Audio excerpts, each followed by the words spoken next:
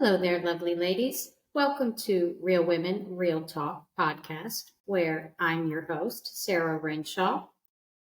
I'm a proud mother of two incredible young adult men. I'm the founder of the Green Maya Project, a sustainable tourism venture, and I'm a partner at Habitat 3.0, a sustainable residential company in the heart of Yucatan, Mexico. And I'm also an advocate for women's health and well being. Some of my best therapy has come from the women in my life, and that's where Real Women, Real Talk begins. I started this podcast so that women could hear from other women who have struggled, been where they are, and lived to tell their stories. So in every episode, I sit with another intelligent, brave, compassionate, and all around badass woman to hear her story and learn from her struggles, her successes, her lifestyle habits, health and wellness, and self care routines. Real Women, Real Talk is a place to tune in, listen, relate, and be inspired by your peers. Real life examples for real women, reminding you that you are not alone on this crazy journey we call life. Join me as we explore the power of camaraderie among extraordinary women. Hello, ladies. Hello. Hey. Welcome to today's episode of Real Women, Real Talk with me, your host. And allow me to introduce today's fabulous guest, Taleia Mueller. Taleia and I met about 10 years ago now, I think. More, but yeah. More? Yeah, it's been a minute. 10 years. When we were it goes quick. And we met through a mutual ex-friend of both of ours, I believe now. And when this friend was describing Taleia, she was like, man, she's such a badass. She knows how to use these certain guns, and she carries this knife that she could just take your life away in 5 seconds. And I was like, shit, I don't know if I want to meet her. That sounds terrifying. I feel like that was terrifying. But good thing is we carried on, and we kept, we would see each other in Los Angeles and catch up. It would be 6-8 months, and we'd see each other and we'd catch up again. And so we've always had this kind of like, oh, how's it going? Okay, good. What do you got going on? All right, cool. And then last summer for a convention with some of the work that she does, and I'm super interested to hear more at how that's going. But also she was about 4 or 5 months pregnant, and now she has a new little bundle of joy that I want to hear all about that part of motherhood and what that is for Taleia, for you. Say hello to Taleia. Yeah. Hi, everybody. Thank you for having me, Sarah. You're so awesome. And obviously, I adore you. It's been a journey, and yeah, life is blessed. Life is amazing. I'm incredibly thankful. So I'm super excited to answer all your questions today and dive deep and see how, Hold on, it's breaking up a lot. It sounds better. It sounds better, and I'm moved directly beside of my router too. So. Yeah, I'm literally right under. Like, where? Where are you guys? We're in Missouri. Oh, that's right. Okay, so you're there to help his brother look at what he's got going on over there. Yeah. Well, I want to hear more about that, but let's start with you. Let's start with your background, maybe a little bit of your upbringing. What's your, where do you come from?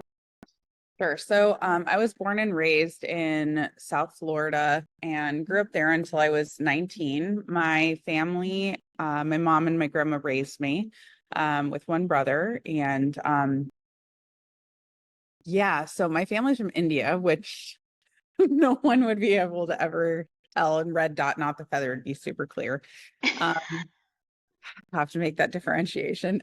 So growing up in an Indian household was, I think, very enriching for me, because for me, every time we got sick, my grandma was going out to the yard, muddling up something and, her little mortar and pestle and stuffing it in her mouth or making a tea or something. So I grew up with this very holistic way of viewing our connection to Mother Earth. It was always, we take care of Mother Earth, Mother Earth takes care of us.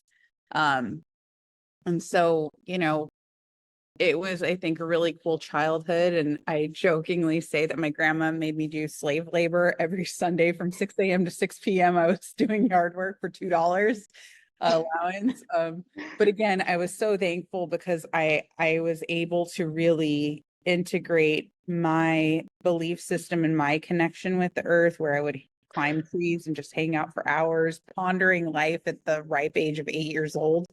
And I think that actually really helped me establish what kind of person I wanted to be as I got older, because that was something I thought of all the time is, how do I want to treat people? How do I want to connect with people like I connect with nature?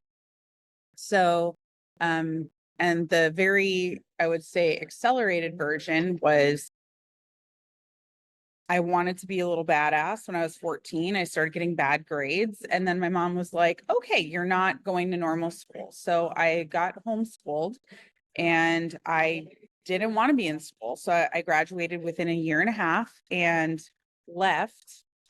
And I was like, I want a job. I want money. I want to work. I want to be able to take care of myself. And I have been working since I've been 14 years old. I graduated a week before I turned 16, high school.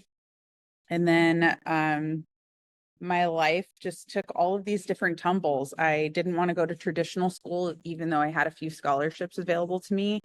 I ended up going into massage therapy school and learning about anatomy, physiology from Palm Beach Community College. I have to give them a shout out because they have an amazing program. So like, as little as they Please. Yeah. and the teachers there that I had, Heidi, Bodie, and Bodie was like this little, swear, probably 5 feet tall Brazilian guy who taught me all about Thai massage. And Heidi, who is my main teacher, taught us all of these different techniques, but she really made an impact on me at that school, because she taught me that massage wasn't just an expensive luxury for people with money to have. It was something that should be afforded and available to everyone to reconnect with ourselves when we are out of alignment. Preventative care. Yeah. And it really set me on this path of like, okay, well, maybe we should treat our body a little bit better, right? And this isn't for the uber wealthy to like pamper and spoil themselves. So, But this was, you were young still, right? This was just after high school? 19, yeah. And I graduated at 19, getting my certification, did like almost 1,500 hours of schooling there. So it's a pretty serious program. Yeah, no kidding. Physical too. Yeah. Yeah. It's, I think being in massage therapy and really having to connect one-on-one with people, touching them and physically touching them, but also, you know, and I know you'll understand, just connecting in with their energy. It's a really big fucking deal. Like, Super powerful. There's nothing more powerful than the energy that we create or are. yes, absolutely. So yeah, that's a little bit about my childhood in Florida, good old Florida. I used to live in LaBelle. Really? Yeah. Yeah. Like There's another thing. Yeah. 12 years old, I was in LaBelle. Yeah. Oh, wow. Yeah. Yeah. Florida's cool. It's great to visit, not to live for me. That's, Yeah. that's, Yeah, especially now with all, geez, have you seen the photos and stuff of the flooding? yeah, I'm good. Yeah. That's, I've never been a hurricane fan. Yeah. You avoid it. Yeah. It's terrifying. Anyways, forget about that. So 19, you graduate, you finish your massage therapy, you're looking at a possible job or work in that industry. You've learned, you know, you grew up connected to nature. Now you're learning the connection between humans. Mhm. So then what happens? So I made a boy, as the story goes, and I met my ex on MySpace, and that's really going to date me, but that's fine. Um, I remember us talking and we ended up dating for a year and I saw him 3 weeks total out of that whole year. And then I decided to move to California because that's where he was from. And I remember during one of my times getting to see him and hang out with him, it was like a week stint. And we went from Sacramento, the state capital, and then going to Los Angeles. I remember when I went into LA, I just lit up and I was like, this is where I was meant to be. And we were only there for a day and a half before we had to go back up to Sacramento. And I told him, I said, if you're moving there, I'm going there too. And he was like, really? You'll move out here? So I worked triples. I was working, even though I had just gone to school, I was going to get a job at a local hotel, but then I was like, I'm not going to make that much money. I'm going to waitress and do what I've been doing, putting myself through school and just get out there. So I paid off all my school loans, got everything paid up with, everything paid off my car, did all of this stuff. And then I moved with about $5,000 in savings to LA with a suitcase and a box. And so began my journey. And it was the most difficult year. No one would hire me for a massage position. I had to get a separate certification, a different license. So that was really, I guess, daunting since I had just gone to school and then I had to do all of this other stuff to be compliant with California. So I needed time. And even getting a waitressing job was tough. It was so hard. I was walking up and down the streets of Hollywood Boulevard like every day, going up to anyone. Do you have a job? Do you have any jobs available? I was so desperate to take anything. And then my then boyfriend, Matt, who's an amazing human, was like, why don't you help me with my business? And he was an actor, director, writer. And, and that's what got me into the industry. He had a production company and was working with different clients. And so I actually started doing admin and then helping him with a little bit of this and a little bit of that. And I got a ton of experience to do film and commercial from him. And that segued me into working in entertainment for like 10 years. And I work with people like James Cameron's family. I work specifically for John Cameron. And then I, worked for Frank Gehry. I worked at Media Arts Lab. That's a branch off of TBWA Chiat Day. They're Apple's advertising agency. I work with Guy Oseary, who's managed Madonna for like 20 years. And it was a crazy whirlwind for me being in entertainment because, Boca Raton, I don't want to say is like it's not like a podunk town. There are millionaires and billionaires there, but it's so like big fish, little pond mentality. And then you just get dropped into LA and oh shit. And then you're working. It's a special place. And no matter who you are, it's a whole adjustment of like, what is this la la land that I'm trying to exist in? Yeah. And I had jobs in between where I did work for people. Like there was one talent agent that I worked for who specifically housed composers. And I mean, man almost took my life one day. He threw a stapler at my head, but I picked it up and I threw it right back at him. And it Jesus was, Christ. yes. And for me, seeing how women were not empowered in the industry across the board, it was really, it highlighted a lot of my work ethic of, well, I'm not going to compromise myself. I'm not going to do anything that I morally and, don't value. I'm just going to work my ass off and I'm going to be one of the dudes. Like I've always been like a tomboy and just kick it. And I did that. And honestly, I thrived. I never compromised my integrity in any job. You can't do anything but respect that. Yeah. Yeah. So it's, which leaving entertainment, I think was the best thing for me because I felt like I was losing my soul a little bit. Totally, girl. Totally. I feel the same way. I mean, the last couple of years that I was in LA, I was like, what am I living for? It's like you're chasing this thing that you can never catch because it's always ahead of you. And what is your purpose? And what am I doing? And Yeah. so it got to a Yeah. point, it was the same thing. I was like, okay, I'm good. What next?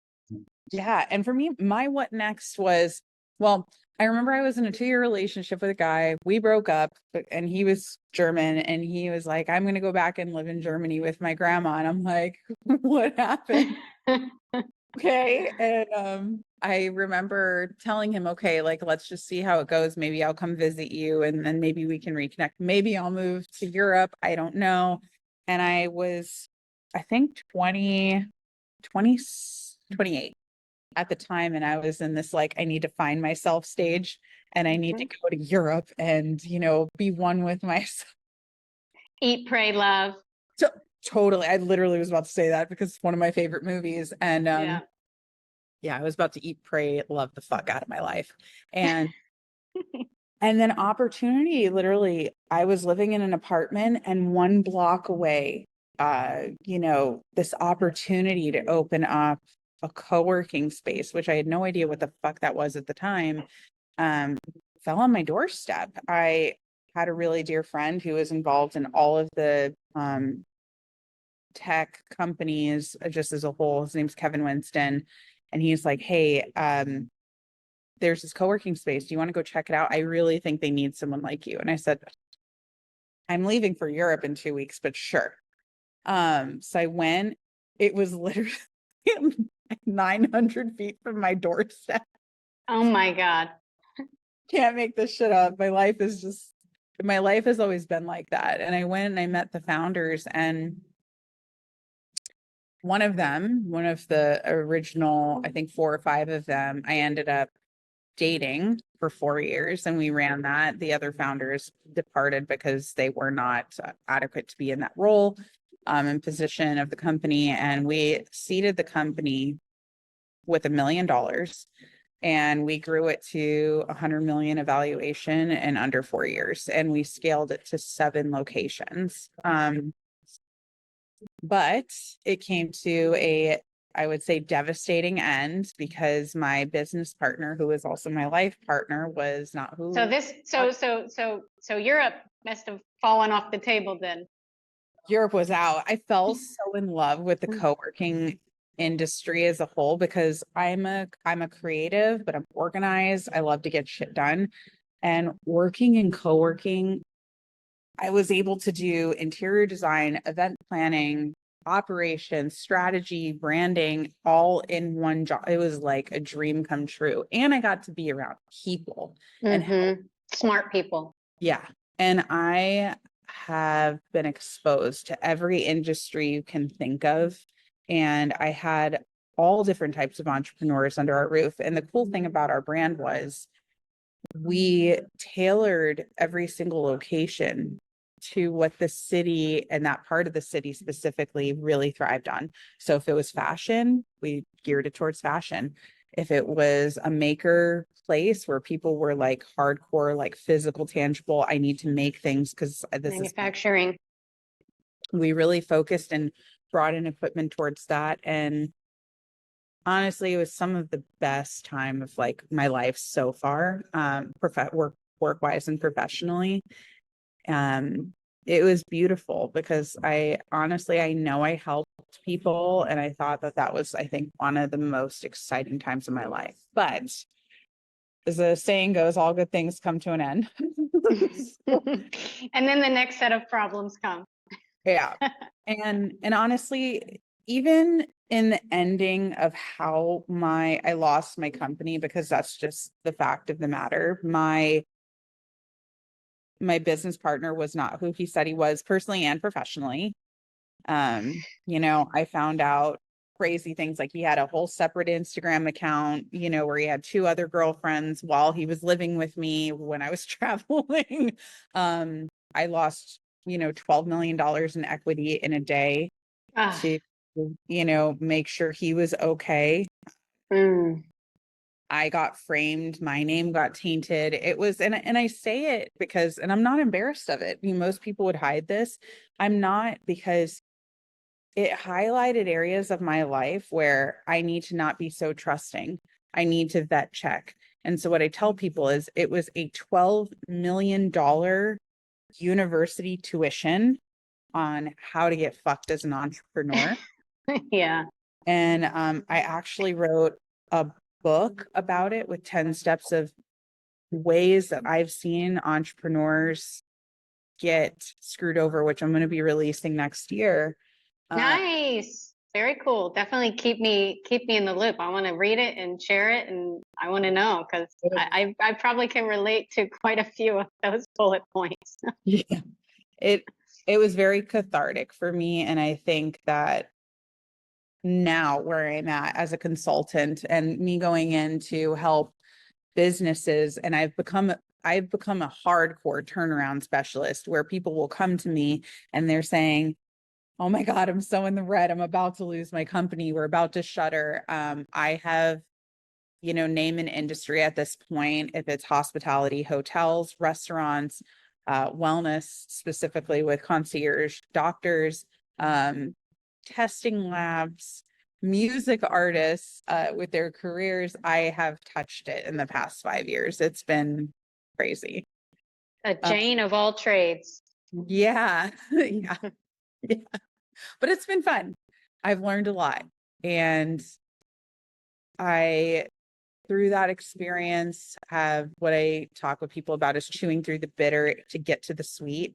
And I have chewed every fucking bitter stick there is, relationship, personally and professionally, to where now I have an amazing husband. He is like the light of my life, him and my daughter. And yeah, my daughter is now 8.5 months and she is gorgeous. She looks just like her dad. So I can vouch for your husband. He's lovely, and I seen he had the emoji heart eyes for you when we met last year. Yeah. And at that point, I think you were like, if she's 8 months, you must have been like 5 or 6 months along. Yeah. And so now you guys had already gotten married. Yeah. Okay. Been married 4 years. November 4th will be 4 years. So crazy. And he's Hawaiian, right? Was he Filipino, Polish? Okay. Because I remember you guys were traveling to Hawaii a lot at that time, and you were talking about buying land, and we've always talked about you buying or building the homestead. And so your destination keeps changing. So I can't wait to see where it begins, because I'm sure with you it's going to be one and then another and then another and then another, so that more communities can live in this way of connected to the nature and yourself and health. We were really hesitant on Hawaii just because it's become a bit of a billionaire's playground. I think everyone knows that. And it really breaks my heart because people don't understand, and this is where you and I feel really connect on the indigenous people's voice is so shuttered right now. And Hawaii specifically, it's less than 3% Hawaiian, and no one is even full-blooded Hawaiian anymore. And I think it is, and again, this goes for the, Native American tribes, the Sioux, Cherokee. I mean, the Hopi tribe, Seminole, and across the globe. These are all people that I culturally also have worked with over the past 20 years, in passion projects and things like that. And it hurts my heart to know when I'm going to Hawaii. I went to Kauai this year and I hated it. There was nobody said aloha. Nobody said, pehoi, nothing. No, there wasn't even pidgin. And pidgin is, their broken version of, Hawaiian English slang. And it was a tourist paradise. And I felt, where is my Hawaii that I know? Where is that mana that when I get on island, when I'm on Big Island, when I'm on Maui, the mana is there. You feel it. You're just like, oh.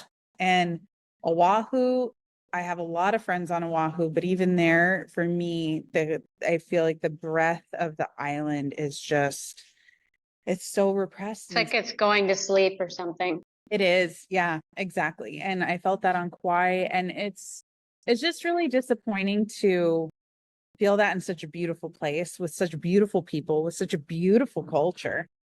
But we're making it into fucking tiki torches, luau's, and like, Fake ew. lays. It's like there's so much more to that culture. That, and then also the indigenous people are the ones that have the secrets as to how to keep the land. It's like what you were talking about with your grandmother at the beginning. Your grandmother would go out and get the herbs and muddle them and make you the teas because that's our connection because we are nature.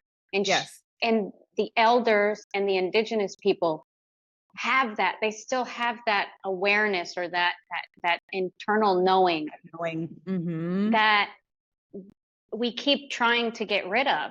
And it's like, that's our way forward. That's how we solve these problems that we face is by listening to the indigenous people that have been on this land for thousands of years.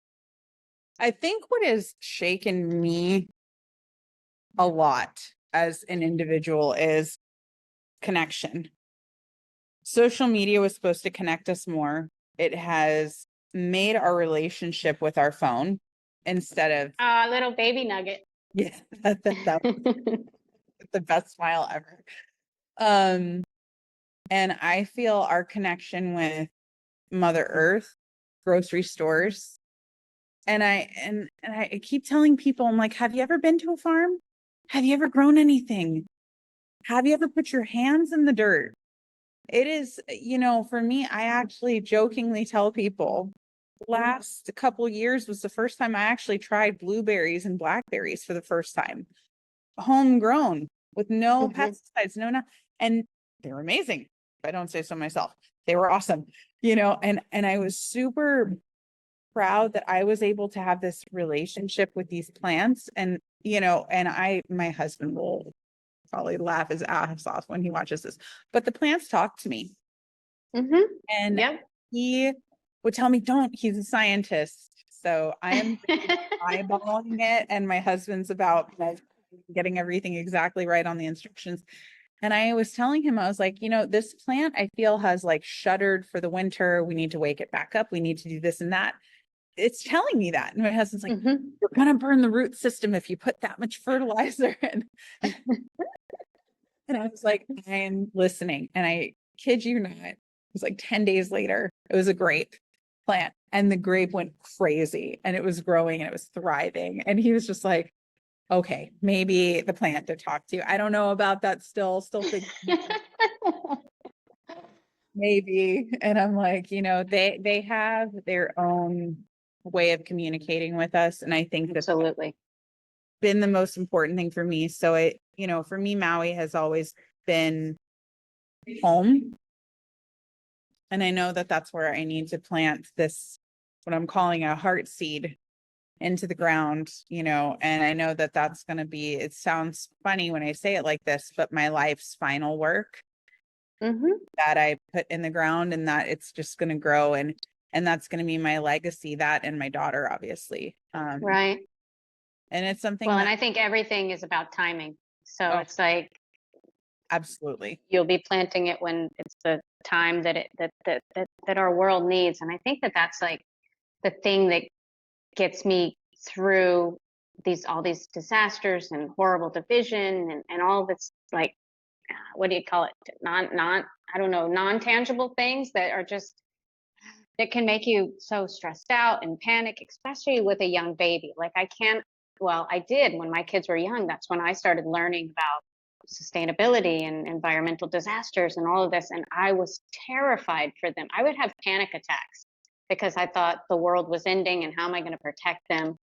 So all that shit can get so overwhelming that we have to have this trust of knowing that we may not be able to see what we're doing right now, but plant those heart seeds in the places that are meaningful to you that will grow. We may not see them, but the future will.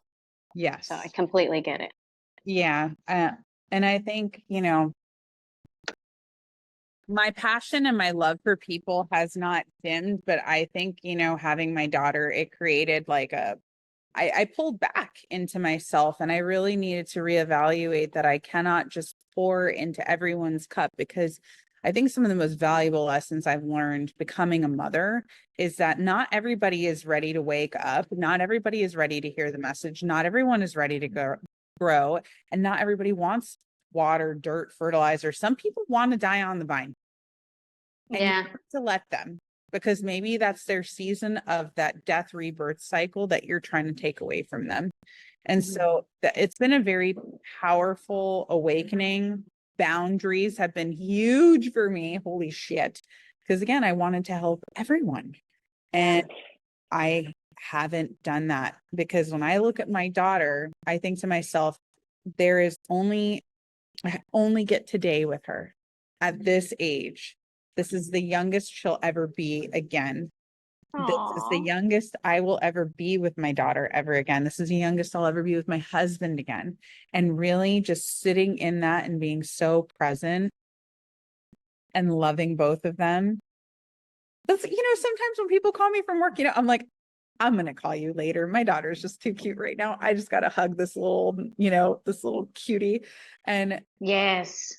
I pick up my daughter and I'll hug my husband, and I just sit there and I just breathe in these moments of gratitude that God has allowed me to have, and I'm just incredibly thankful for that.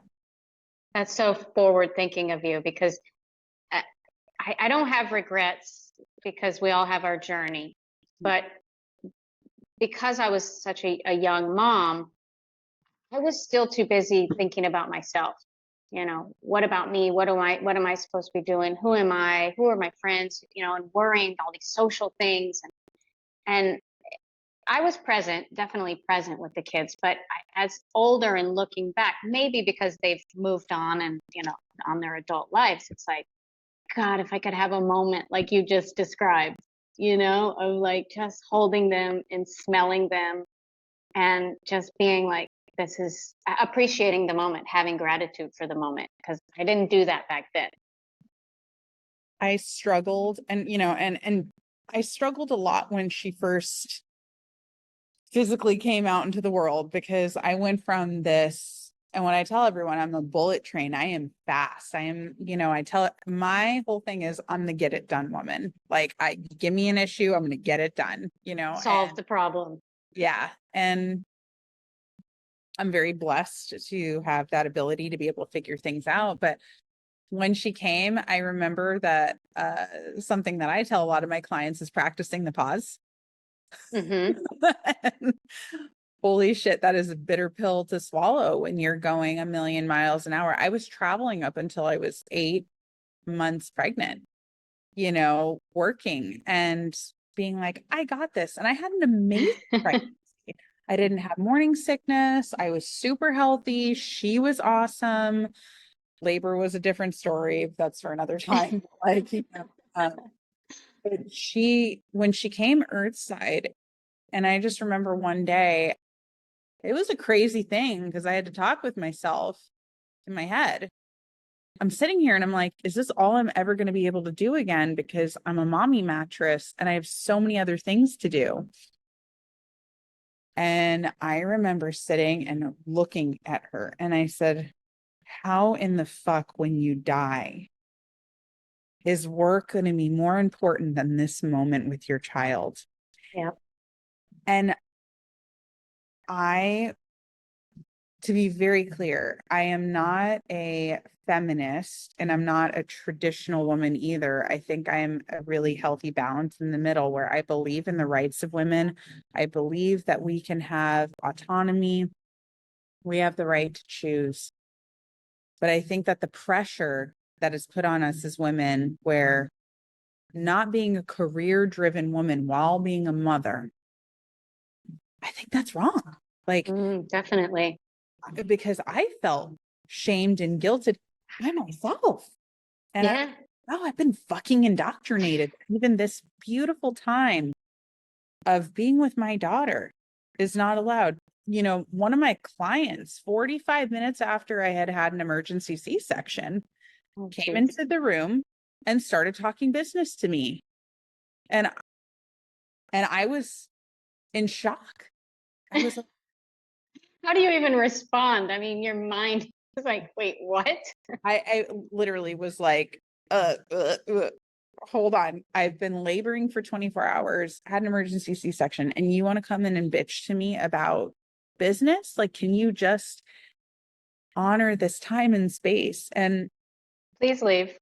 yeah, exactly. So it was a very jarring moment, time, and I think that is what birthed a new way and a new mentality for me, that family does come first. And there's a really great song called Go Fuck Yourself. It's actually a really good song.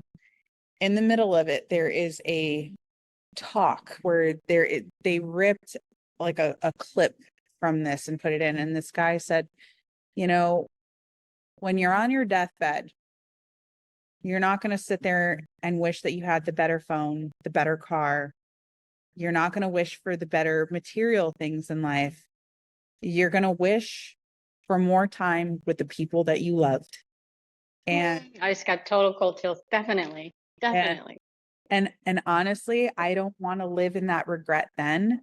So I am daily making it almost like mantra that whatever time that I realistically can give, that my daughter is in her conscious wake cycle, that I can be there as her mother, I'm going to fucking be there. And I work till like between 1 and 4 in the morning. My And husband, then you wake up. Oh, Jesus. yeah, and my husband takes the morning shift where he walks the dogs. He is with our daughter, he feeds her, and that's his time with her. I get to sleep a little bit, and then I'm back at it again, where I am working, but she's with me. Or I'm carving out hardcore time where I'm like, okay, let's do learning time. Mm-hmm. Teaching someone life skills is an amazing and incredible thing, but holy shit, learning how to be human, it is definitely taught. Yes. It's super challenging. Yeah. It can be those moments of like, wait, am I doing it right? Why are you not getting it? Like this whole It's very how sharp our daughter is. So yeah.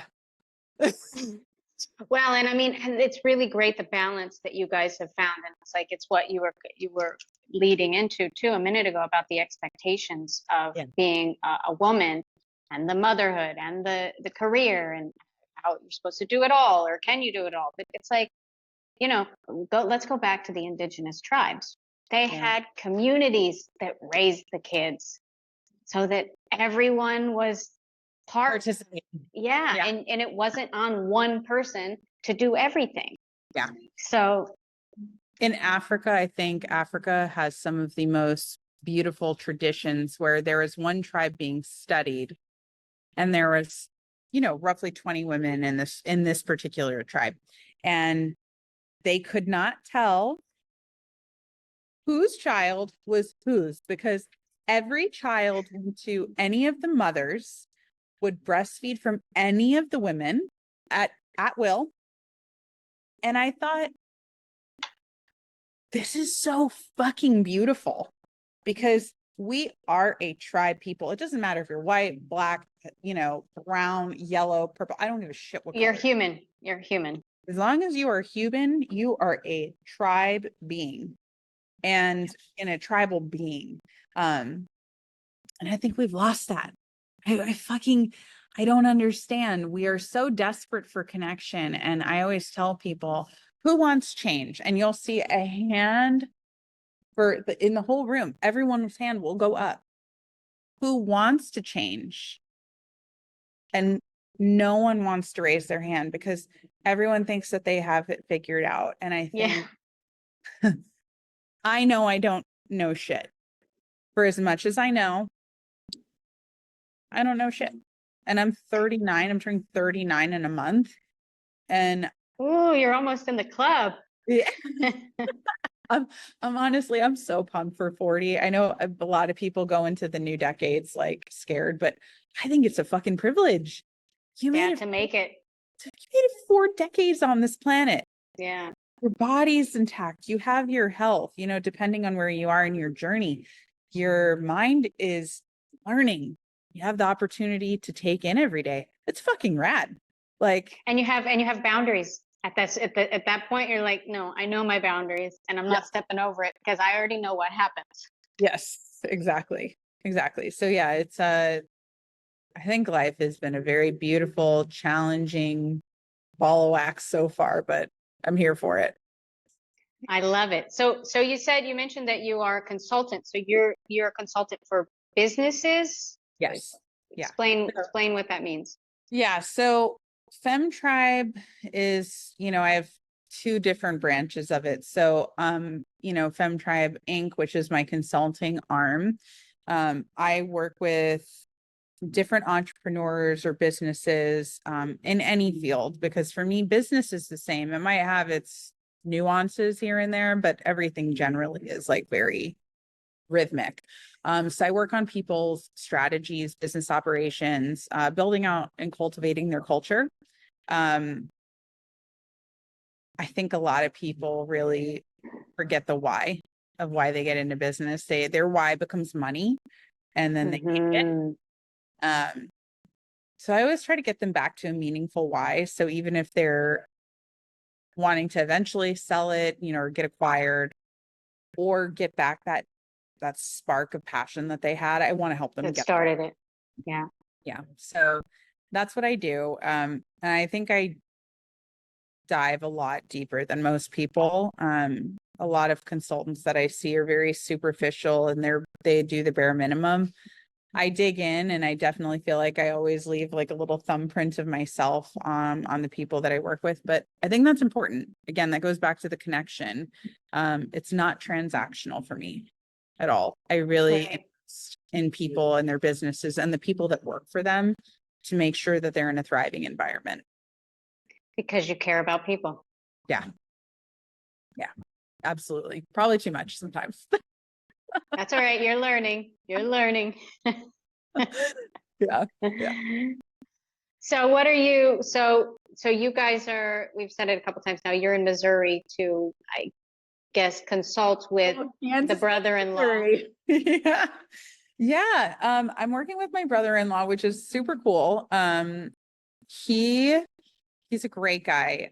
He worked for Zoom, and I don't think he'll care that I'm saying this because it's the truth, but he worked at Zoom during the pandemic, made a killing because he had stock there because Nice. we were all on Zoom, like we are On Zoom, I know. Geez, had we all done that. Yeah. And he exited, and then he found some passion projects that he was really honestly just, again, that spark. He was just like, oh my God, I love this. And who doesn't love food? I mean, honestly, he lives to eat like I do. So, but he got into this business, and honestly, right now we're just really focused on tightening up the operations, getting his strategy, his marketing down, exposing this market that he's in a little bit more. Cause I'm constantly, when I'm out, I'm like, hey, have you ever heard of such and such restaurant? And they're like, no. And I'm like, oh, great. Just to prove to him that the market isn't saturated yet. Right. Right. And so far we haven't met anyone who's heard of it, which is great. And he's thriving in the way of like, the food's amazing and it's great quality, but it's just getting proficiencies in place so that he is not a day-to-day business owner. The operations part. Yeah, because like he's not a business owner, he's manager right now. Yeah. And we're just shifting him out of that role. So I'm coaching him up over the next 6 weeks and getting Nice. so yeah. But it's Nice. getting to work with your family. And I have another client right now that I'm gonna blab about just for a second because I also invested in them. And it's Please. the first time I've ever invested this big in someone I know. I've actually never invested in any friends or family, and nothing. Yeah, it's scary. Yeah, even my brother-in-law is like paying me, just to be like super clear, like that's a boundary for me, right? You pay me, you get time, and I will give you all the love. But this company that I'm working for, they're called Flume AI Inc. And what they do is they procure construction material, from drywall, roofing, glass, doors, anything that you can think of. And right now they've onboarded probably more now. They're probably at 100,000 factories around the world. Wow. They save 40 to 70% off of pricing for people. So if you're in multifamily or if you're in commercial real estate, they're bidding out jobs at a minimum 40% discount. Wow. Same exact material. So Because they're procuring the materials in-house. So as opposed to like buying it individual, they're the buyers. yeah, so they're the broker, put it that way, right? Okay. So they're brokering the deal on your behalf, but they're using AI, which is insane. It's insane. So procurement normally just we'll use tile. So if you wanted, say, on a backsplash like what you have right now behind you, if you wanted to do that and say, I want this from Spain, I'd also like a quote from Brazil, you can drop in a picture or type in the description how much square feet you need, and it will literally give you profiles with the exact tile, with the cost, and if you want a lead time of 30, 60, 90, 120 days, and it'll give you the pricing and the discount. It's insane. And when I'm telling you, it's like literally anything, flooring, drywall, doors, glass, like that's going to be such it's data. It's data that's out there. And so bringing it to one place. Yep. And I was just, the AI thing is such an interesting idea or place that we're at now, because it's like, I have a lot of friends who are like, I'm losing my job. I'm terrified. I don't know what to do. AI's doing it all. And for me, yes, it's terrifying, the possibilities of it getting in the wrong hands. Absolutely. But the idea of what it could do for not bad reasons, for good reasons, are huge and really cool and really exciting. And we just have to, on the good side of it, adapt whatever it is we're doing, or Absolutely. utilize it, because there's a way to utilize it in every industry. I will tell you and this is another company that I never worked for, but I used, and I know the founders. I met them at a couple conferences, not friends, just met them in passing, but amazing people, amazing technology. And this is where I think AI really shines. So I worked with a concierge doctor for about 5 years, through pandemic.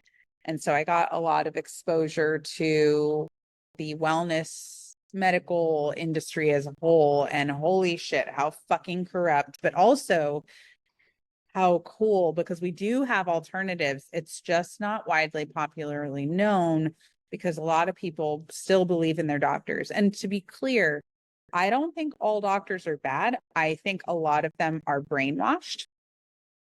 I think a lot of them succumb to what they are paid to do, nothing more, nothing less. And they don't want to learn anymore because they think they know it all. So ego. Yeah, I agree. One of the coolest companies that I've seen AI implemented in is called K Health.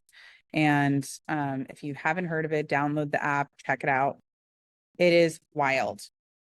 You go on there, you can plug in all your symptoms of what you're feeling. And I believe last time I saw it was like 5 to 10 million health records that they were comparing it to.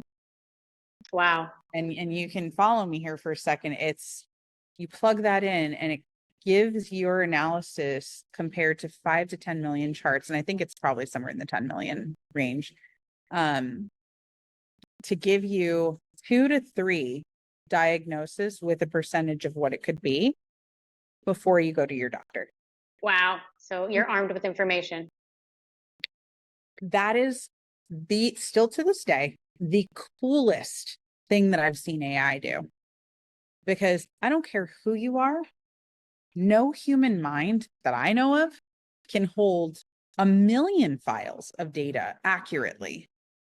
So, and I think everyone may have seen the show House, where he'd go in and he'd see a really complicated case and people would be misdiagnosing the person. And then he would have that crazy brain of his. And then he'd be like, well, have you checked this? And they're exhibiting blah, blah, blah. And you're just a resident. And what do you know?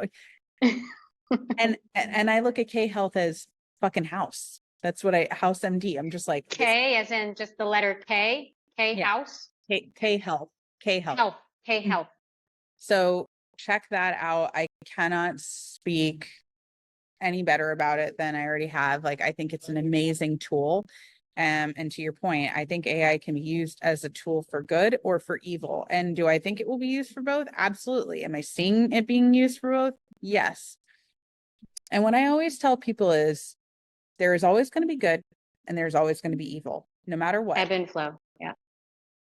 You have to understand the ebb and flow, and you have to realize that no matter what, you cannot stop people's natural innate instinct, whether that is for good, whether that is for bad.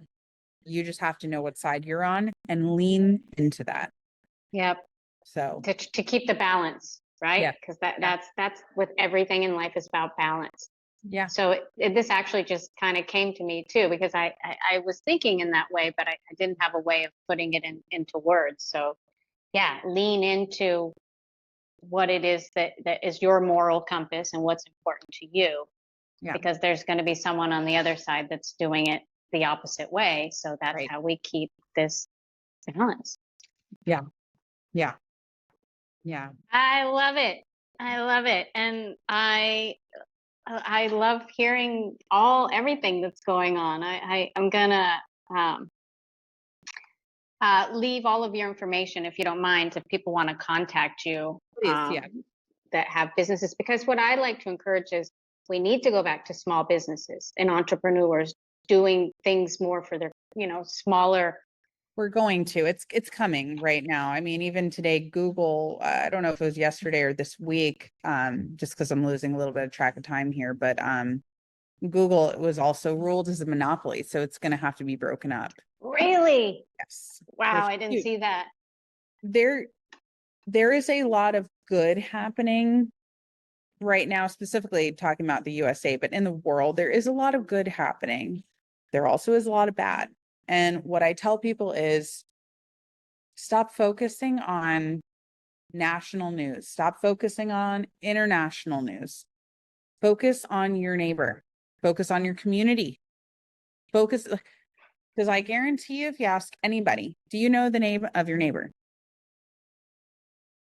No. Most people do not. Nope. And that's a very American thing. I mean, Yeah. it's, down here in Mexico, everyone is just I know all my neighbors just from, seeing them out, hey, hey, hey. And the US, I didn't know my neighbors. Yeah. We've lost that. We've lost that community because everyone has become very Me. and they're very people are self-centered, and it's not selfish. People are very self-centered, worrying only about the unit of themselves. And I'm not saying you have to bleeding hearts of the world unite. That's not what I'm saying. But people are not even open nowadays to where assess good judgment. You don't need to be friends with a shitty neighbor, but maybe they're having a shitty time in their life, and maybe they're going, maybe they're alone, and maybe that's why they're a shitty neighbor. Exactly. And also being driven by fear. I mean, I think that is a big deal, that it's like, yeah, it's bad and bad shit happens, but we can't live. I mean, I have friends that, like, oh, but this is going to happen and this is going to happen. It's like, we don't know what's going to happen. No. So we can't be afraid of what might happen. Like, you got to be in the moment and be brave and be courageous and keep moving forward. Absolutely. It's one of my favorite quotes by Walt Disney. Just keep moving forward. I didn't know it was a quote by Walt Disney, so thank you. I read a lot.